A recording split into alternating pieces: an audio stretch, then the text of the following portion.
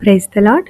Lent days bible ధ్యానములు 12వ రోజు బైబిల్ ధ్యానం కొరకు ఏర్పరచబడిన వాక్య భాగము కీర్తనల గ్రంథము 42వ కీర్తన. 42వ కీర్తన మొదటి వచన ప్రారంభము.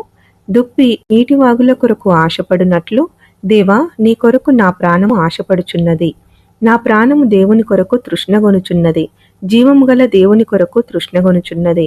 దేవుని సన్నిధికి నేనెప్పుడు వచ్చెదను? ఆయన సన్నిధిని నేనెప్పుడు కనబడదను? నీ దేవుడు ఏమాయనని వారు నిత్యము నాతో అనుచుండగా రాత్రింబగళ్ళు నా కన్నీళ్లు నాకు అన్నపానములాయెను. జన సమూహముతో పండుగ చేయుచున్న సమూహముతో నేను వెళ్ళిన సంగతిని సంతోషము కలిగి స్తోత్రములు చెల్లించుచు నేను దేవుని మందిరమునకు వారిని నడిపించిన సంగతిని జ్ఞాపకం చేసుకొనగా నా ప్రాణము నాలో కరిగిపోవుచున్నది. నా ప్రాణమా, నీవు ఏల కృంగియున్నావు? నాలో నీవేళ తొందరపడుచున్నావు? దేవుని యందు నిరీక్షణ ఉంచుము. ఆయనే నా రక్షణకర్త అనియో నా దేవుడనియో చెప్పుకొనుచు ఇంకనూ నేను ఆయనను స్తుతించెదను. నా దేవా, నా ప్రాణము నాలో కృంగియున్నది.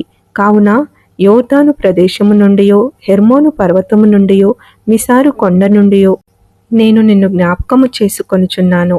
నీ జలప్రవాహ దారల ధ్వని విని కరడు కరడును పిలుచుచున్నది. నీ అలలన్నీయో నీ తరంగములన్నీయో నా మీదుగా పొర్లి పారియున్నవి.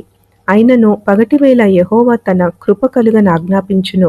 రాత్రివేళ ఆయనను గూర్చిన కీర్తనయో నా జీవదాత అయిన దేవుని గూర్చిన ప్రార్థనయో నాకు తోడుగా ఉండును. కావున నీవేళ నన్ను మరచియున్నావో? శత్రుబాధ చేత నేను దుఃఖాక్రాంతుడనై సంచరించవలసి వచ్చినేమి అని నా ఆశ్రయదుర్గమైన నా దేవునితో నేను మనవి చేయుచున్నాను. నీ దేవుడు ఏమాయనని నా శత్రువులు దినమెల్లా అడుగుచున్నారు. వారు తమ దూషణల చేత నా ఎముకలను విరుచుచున్నారు. నా ప్రాణమా, నీవేళ కృంగియున్నావో? నాలో నీవేళ తొందరపడుచున్నావో? దేవుని యందు నిరీక్షణ ఉంచుము. ఆయనే నా రక్షణకర్త, నా దేవుడు. ఇంకనూ నేను ఆయనను స్తుతించెదను. ఆమేన్. Praise the lord. 42వ కీర్తన కోరహు కుమారులు రచించిన దైవధ్యానము. ఇది లోతైన ఆధ్యాత్మిక దాహము మరియు ఆశను వ్యక్తపరుస్తుంది. కీర్తనకారుడు తన ఆత్మతో తానే సంభాషిస్తున్నాడు. దేవునిపై ఆశలు పెట్టుకోమని తన ఆత్మను కోరుతున్నాడు. మొదటి వచనంలో దుప్పి నీటి వాగుల కొరకు ఆశపడినట్లు ప్రాణము దేవుని కొరకు ఆశపడునని చెప్పుచున్నది. మనము దేవుని కొరకు, ఆయన సన్నిధి కొరకు ఇటువంటి ఆశను కలిగి ఉంటే దేవుడు త్వరగా సమాధానం ఇస్తాడని మనము నిశ్చయముగా నమ్మవచ్చు. ఎందుకంటే దేవుడు ఆశ కలిగిన ప్రాణాన్ని తృప్తిపరుస్తాడు. 4-5 వచనాలలో భక్తుడు గత కాలంలో దేవుని మందిరంలో గడిపిన సంతోష సమయాలను, స్తుతించిన కాలాన్ని జ్ఞాపకం చేసుకొని దేవుని యందు నిరీక్షణ ఉంచమని తన ప్రాణానికి తానే చెప్పుకుంటున్నాడు. అవును, మన జీవితాలలో దేవుడు చేసిన మేలులను తలంచుకొని కృతజ్ఞతాస్థుతులు చెల్లించడము ఎంతైనా ఆశీర్వాదకరము.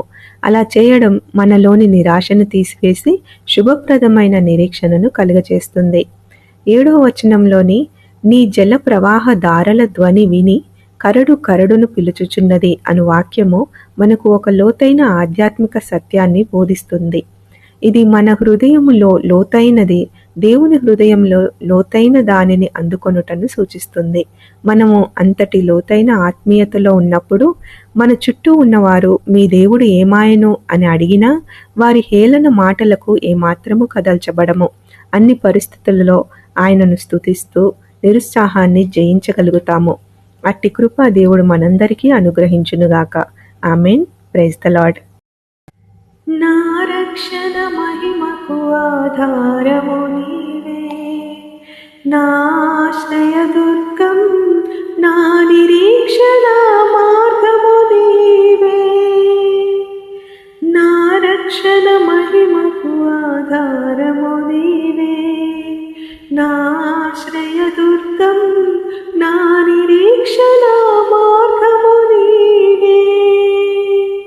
నీ ప్రేమ బాటలో నడిపించుమయా, నీ పోలికగా నన్ను మలచుమయా. నీ ప్రేమ బాటలో నడిపించుమయా, నీ పోలికగా నన్ను మలచుమయా.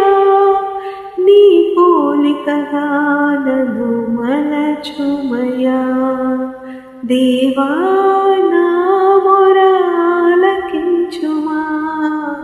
నా ప్రార్థనకు చెవియొక్కుమా.